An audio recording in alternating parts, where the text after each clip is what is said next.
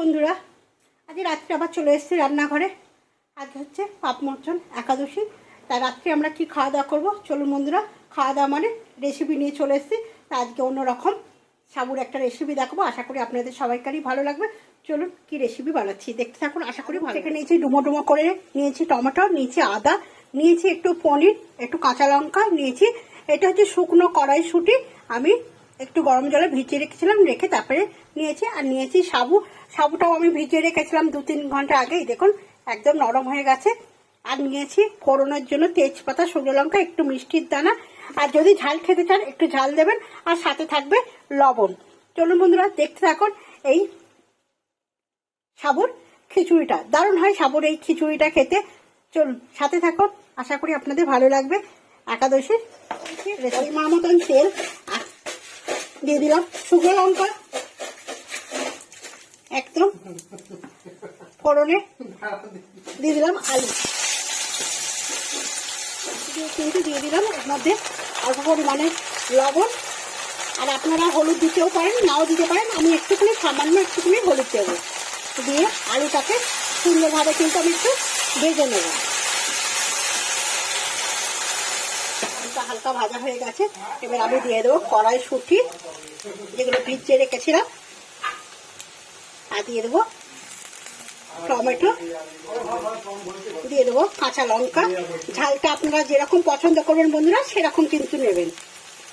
ঝালের পরিমাণটা হচ্ছে যে যার পছন্দের, তাই না? কেউ কম ঝাল খায়, কেউ বেশি ঝাল খায়, কিন্তু উপরের দিন কিন্তু একটু ঝাল ঝাল খেতেই ভালো লাগে।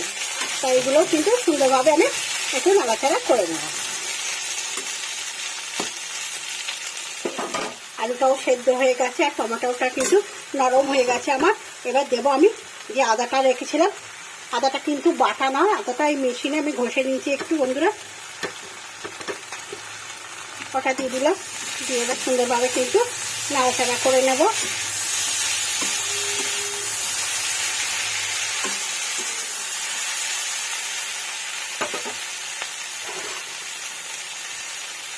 নাড়াচাড়া করে নিতে এবার যে পনিরগুলো ছোটো ছোটো করে কেটে রেখেছিলাম সেই পনিরগুলোকে আমি দিয়ে দিলাম অল্প করে। আপনাদের কাটিয়ে দিই, গাজর থাকে আপনারা গাজর এর মধ্যে দিতে পারেন সবজি হিসাবে। খুব সুন্দরভাবে কিন্তু আমার সমস্ত কিছু তৈরি হয়ে গেছে, মশলা যে জিনিসটা। এবার যে আমি সাবুটা ভিজিয়ে রেখেছিলাম সেই সাবুটা আমি দিয়ে দেবো। আপনাদের যতটা প্রয়োজন আপনারা কিন্তু ততটা দেবেন। আমাদের রাত্রে 4 জন আমরা খাওয়া দাওয়া করবো, তার জন্য কিন্তু। আর এখান থেকে কিন্তু গোপাল মাধবেরও রাত্রে ভোগ যাবে, এটাই ভোগ রাত্রে আমরা নিবেদন করবো তাকে। তার জন্য কিন্তু আমাদের পরিমাণ মতন আমরা করে নিচ্ছি, আপনাদেরও আপনারা পরিমাণ মতন কিন্তু করে নেবেন। খুব সুন্দরভাবে একদম রেডি হয়ে এসেছে। এবার দেবো আমি একটু চিনির দানা, যেহেতু একদম সাবুদানা, একটুখানি মিষ্টির দানা না দিলে কিন্তু ভালো লাগবে না। আপনারা যদি দিতে চান তো দেবেন, না হলে দেবেন না, কিন্তু এটাতে একটু মিষ্টির দানা দিলে কিন্তু খেতে সুন্দর লাগবে বন্ধুরা। তাড়াতাড়ি হয়ে যায় কিন্তু দেরি হয় না, চটজলদি যদি রেডি থাকে সাবুর খিচুড়িটা কিন্তু চটজলদিই হয়ে যায়। কি সুন্দর হয়েছে দেখতেই পাচ্ছেন বন্ধুরা। একদম রাতে আজকে একাদশীতে বানিয়ে নিলাম সাবুর খিচুড়ি। আপনারা যদি সাবুর অন্য কিছু রেসিপি দেখতে চান দিদিভাইয়ের কমেন্ট বক্সে এসে জানাবে, নিশ্চয়ই আমি দেখাবো আরও নতুন নতুন সাবুর রেসিপি। জলদি হয়ে গেল আমার একদম সাবুদানা খিচুড়ি, নাপিয়ে নিয়েছি।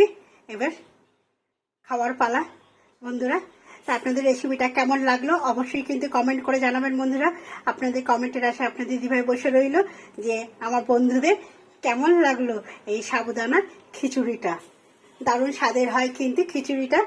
আমি সাদা তেল দিয়ে করেছি, আপনারা যদি চান এটা ঘি দিয়েও করতে পারেন বা বাটার দিয়ে করতে পারেন। আমি যে সাদা তেল দিয়েই করেছি।